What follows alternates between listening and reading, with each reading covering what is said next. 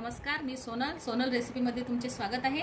आज मी तुम्हाला ढोकळा प्रीमिक्स बनवून दाखवणार आहे। व्हिडिओ स्किप न करता बघा। आता आपण त्याचे प्रमाण बघूया।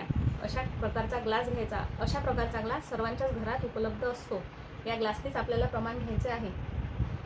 असं एक मोठं पातेलं घ्यायचं आणि त्यामध्ये ग्लासच्या प्रमाणात 5 ग्लास तांदूळ टाकून घ्यायचे। तांदूळ मी धुवून सुकवून घेतलेले आहेत। डाळ धुतली नाही तरी चालेल, तांदूळावर खूप धूळ असते म्हणून तांदूळ धुवून घ्यायचे।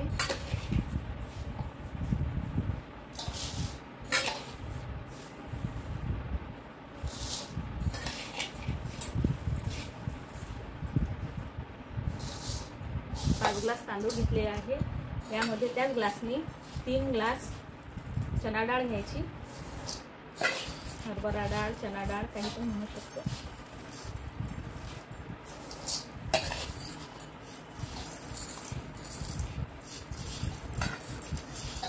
प्रमाण हे अचूक असलं पाहिजे। व्हिडिओ स्किप न करता बघा, म्हणजे तुमचं प्रमाण चुकणार नाही। आणि अर्धा ग्लास उडीद डाळ, ही बघा अर्धा प्याला उडीद डाळ।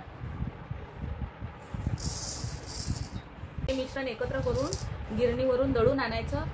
दळून अशा प्रकारे आणायचं की एकदम बारीक दळलेलं असावं, बिलकुलही जाड नसावं, एकदम बारीक दळून आणायचं। हे मिश्रण मी गिरणीतून दळून आणलेले आहे आणि हे मिश्रण रवा गाड्याच्या चाळणीने संपूर्ण चाळून घ्यावे।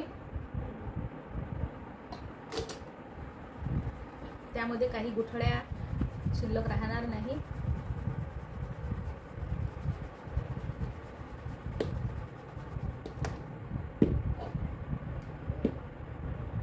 आपले मिश्रण चाळून झालेले आहे आणि आता यामध्ये ही साखर 250 ग्रॅम साखर, 60 ग्रॅम लिंबू सत्व, 50 ग्रॅम खाण्याचा सोडा आणि 50 ग्रॅम मीठ एवढं सर्व यामध्ये मिक्स करावं लागणार आहे।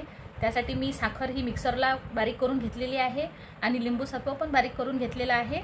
सोडा आणि मीठ बारीक करण्याचं काहीही काम नाही। साखर ही या मिश्रणात अशा प्रकारे सर्व टाकून घ्यावी। त्याचप्रमाणे मीठ, एवढं मीठ सर्व मिश्रणाला पुरेसं होतं, वरून काहीही टाकण्याची गरज नाही। 60 ग्रॅम लिंबू सत्व आणि 50 ग्रॅम खाण्याचा सोडा, हे सर्व यामध्ये असं टाकून घ्यावं। हे मिश्रण 2 ते 3 महिने हवाबंद डब्यात आरामात राहतं, आरामात टिकतं। आपण कितीतरी वेळा याचा ढोकळा बनवू शकतो। मिश्रण सर्व एकत्र असं एकजीव करून घ्यावं, जेणेकरून सर्वीकडे सर्व मिश्रण पसरून जाईल आणि आपला ढोकळा छान फुलेल। हे ढोकळ्याचं प्रीमिक्स तयार झालेलं आहे। आता मी ढोकळ्याच्या रेसिपीचा व्हिडिओ हा लवकरच अपलोड करणार आहे। त्याकरिता चॅनलला लाईक करा, शेअर करा आणि सबस्क्राईब करा आणि बेल आयकॉनवर प्रेस करायला विसरू नका, जेणेकरून माझ्या ढोकळ्याचा व्हिडिओ हा तुमच्यापर्यंत लवकरात लवकर पोहोचेल। धन्यवाद।